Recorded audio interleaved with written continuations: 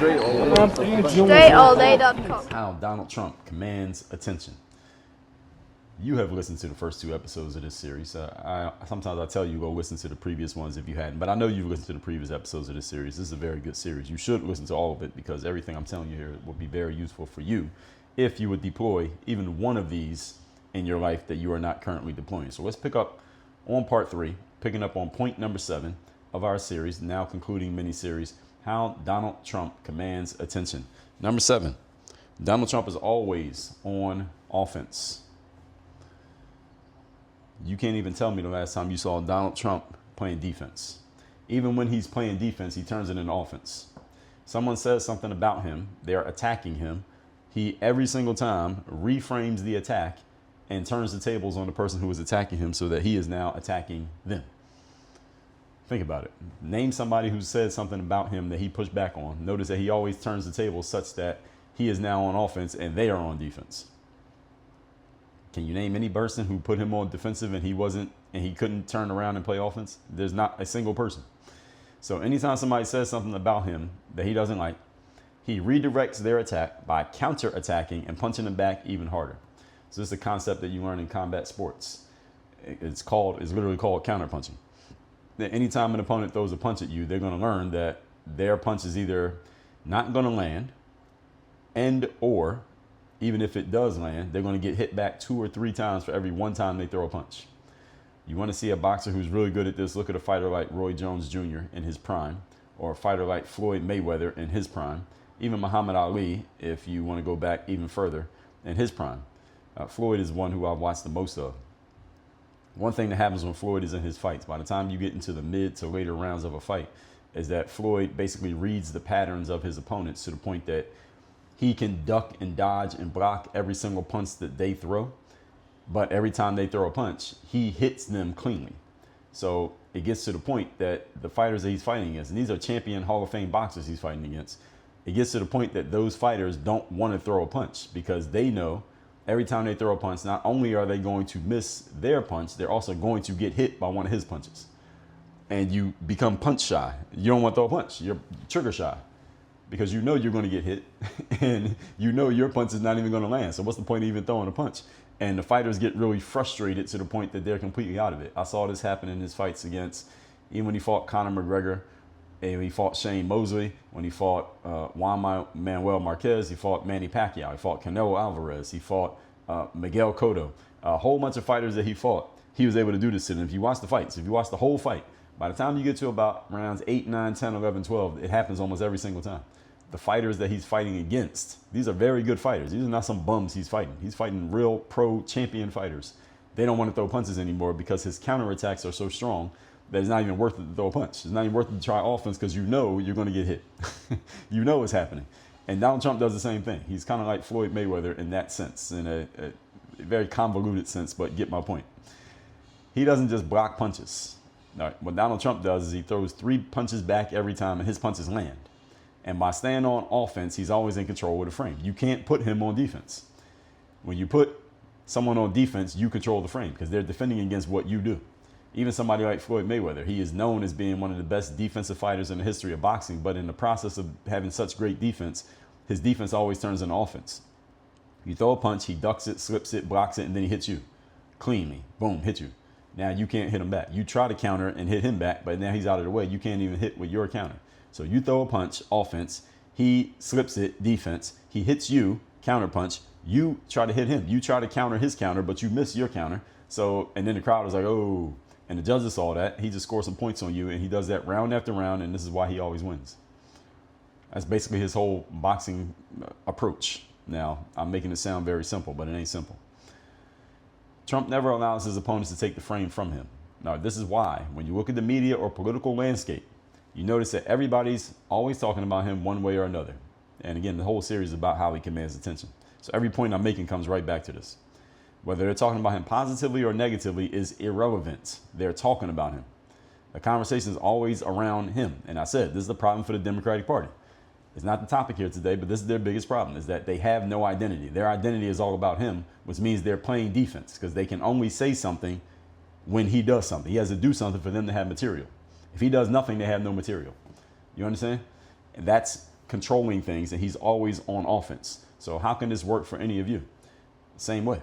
If somebody comes at you, you take the energy of what they did and you throw it back at them even harder than what they came with. This is jujitsu. You use the energy of your opponent for your energy, and you use their attack against them. This is the Floyd Mayweather strategy. You don't have to be Mike Tyson and just go in there and bulldoze your opponent. You can wait for them to try something, and that's when you get them. Point number 8, today's topic, once again, is how Donald Trump controls and commands attention. Number 8, all criticism becomes fuel. This right here, this point right here, is the reason why Donald Trump is president, by the way. It's the reason why he became president in 2016. He tried to keep using it in 2020. Couldn't garner quite enough momentum to make it clear that he won. So you got whatever you want to call happened in 2020, whatever you want to call that. And in 2024, he had negative energy as fuel again. 2016 he had it, 2024 he had it. There's a reason why he won both of those elections pretty solidly. Negative press doesn't quiet this guy down. Most people, when they get negative press or negative feedback coming in their direction, you quiet down, you regroup, you hide, and you wait until it gets quiet again, until it's safe to come outside. Donald Trump stays outside when the negativity comes his way, and he actually uses it to his advantage. When there's no negative energy around him, it's harder for him. 2020, he didn't have as much negative energy around him. He was already president. He already had the virus, which nobody knew exactly what to do with it at that time. He didn't have as much negative energy to use as fuel. Again, this is the reason why he couldn't build up as much momentum. But in 2024, he had plenty of it. It amplifies him. This one I shouldn't even have to explain. But again, even if you don't follow politics, if you were alive in 2024, you saw what happened. You saw all the negative press around Donald Trump. 4 different court cases. 2 of them in New York, one for alleged fraud, quote unquote, where they took a misdemeanor charge and turned it into a felony. That's where you got the 34 felonies from. Another on the hush money case, something that happened in 2016. They waited until 2024, interestingly enough, to make a charge out of it. Again, interestingly enough. Then you had the RICO case. This is him allegedly trying to undermine the integrity of a democratic election process. That whole court case fell apart. Then you had the documents case down at Mar-a-Lago. All 4 happening at the same time. All of these cases could have happened years before. The fraud case could have happened, again, 10 years before. The hush money case could have happened 8 years before. The RICO case could have happened in 2021.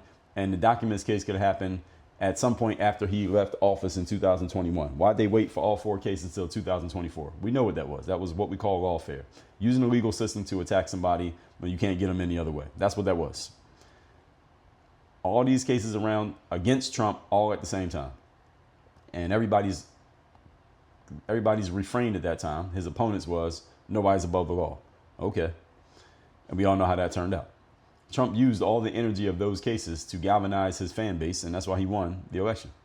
All that negative press, had that been any other politician, that person would have either gone into hiding, they would have got really quiet, they would have tried to make good with the media and the people of America, and their careers would have been over. Any other politician, had that happen, their careers be over. Even one of those cases, their careers be over. You can't name a single one who would have survived that. Trump, on the other hand, used all of it as fuel for his fire, continually asserting every chance he got that my political opponents are using the legal system against me to stop me from doing the will of the American voters. They're trying to stop me from giving you a chance to vote for me. They're trying to stop you from giving you a chance to vote for me. That's why they're giving me these cases. And you're going to push back against them by voting for me. And we see what happened. His critics kept his name active even when he wasn't president.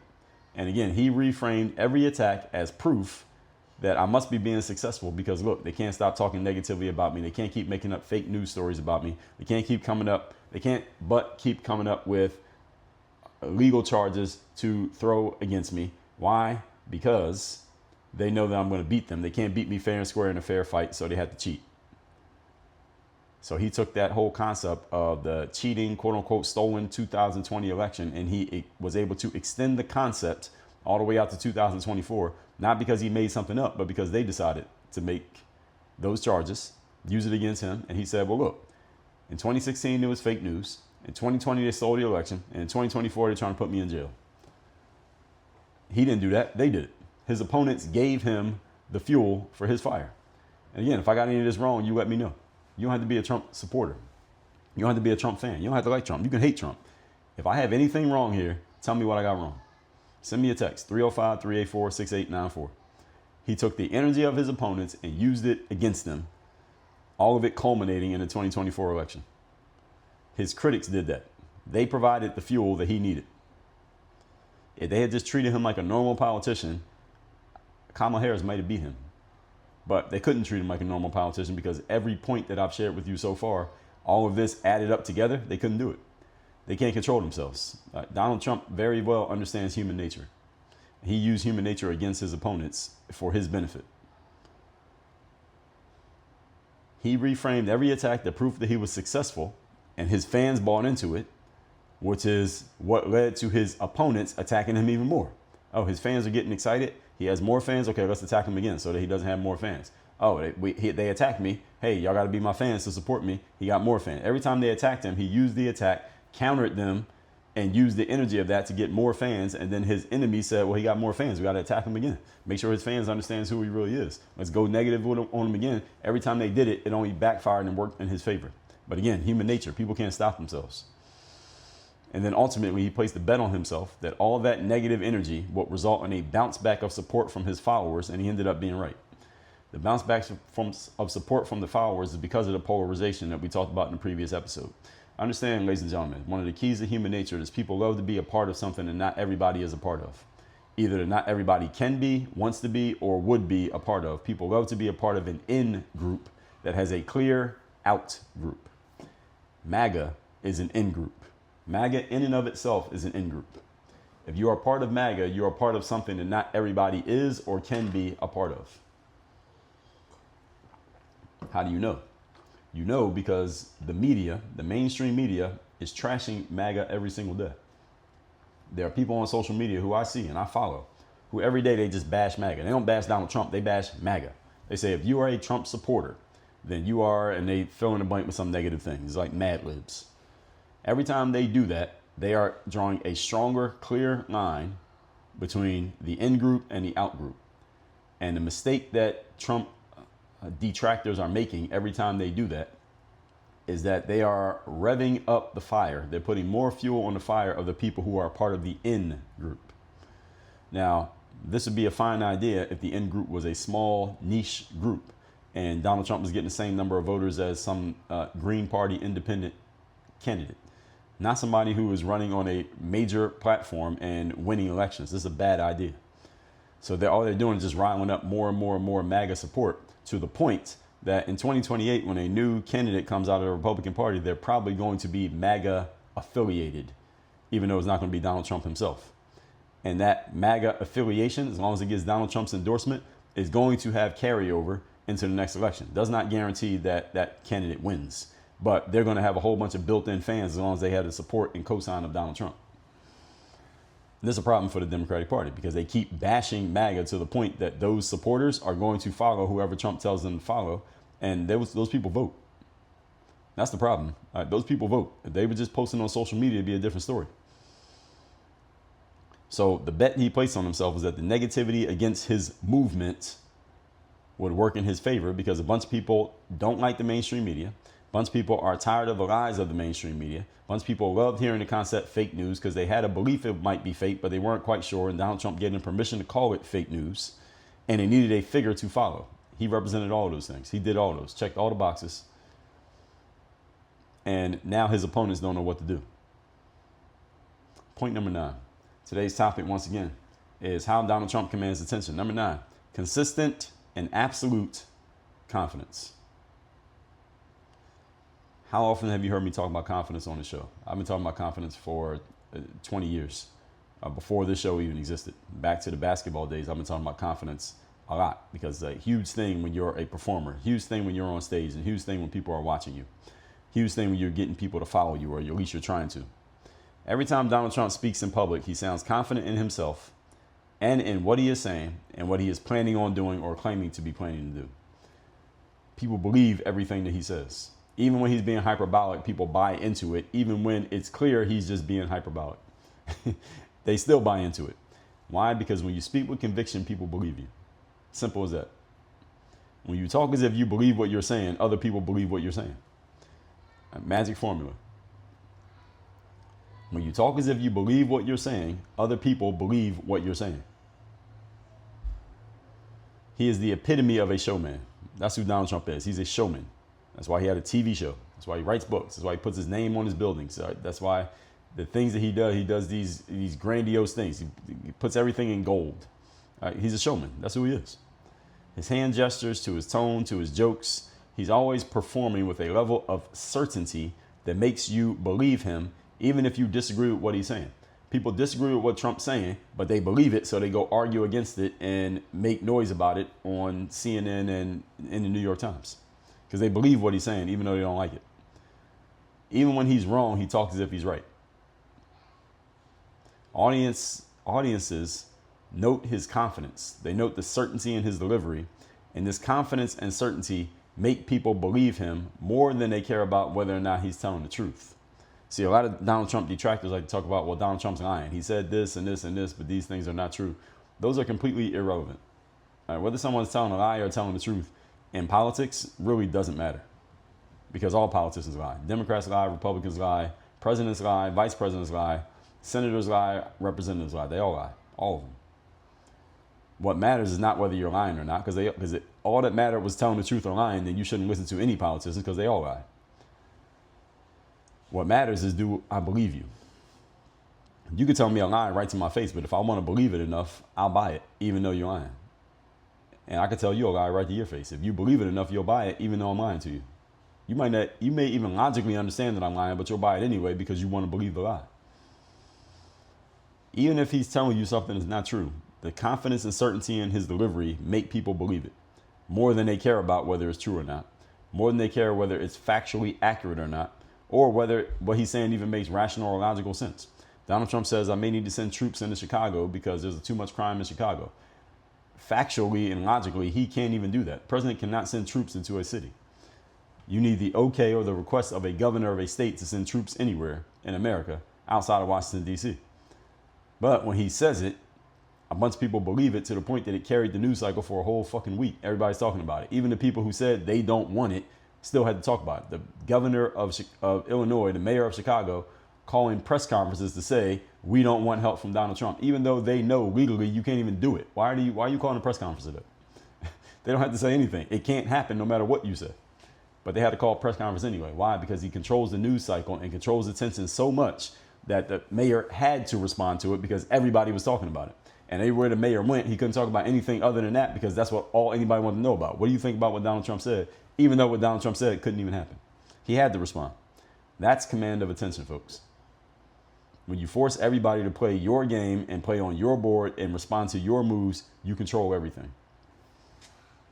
Let's recap today's class, which is always on, not always on offense. Number 7 is always on offense. Topic is how Donald Trump commands attention. Point number 7, always on offense. Very rarely do you see Donald Trump playing defense. Even when someone tries to put him on the defensive by attacking him, he takes his defensive posture of deflecting whatever they said and he turns it into offense and attacks them back more strongly than whatever they said about him initially. So he always counterpunches his opponents, and every time you throw one punch at me, I'm gonna hit you back with 2.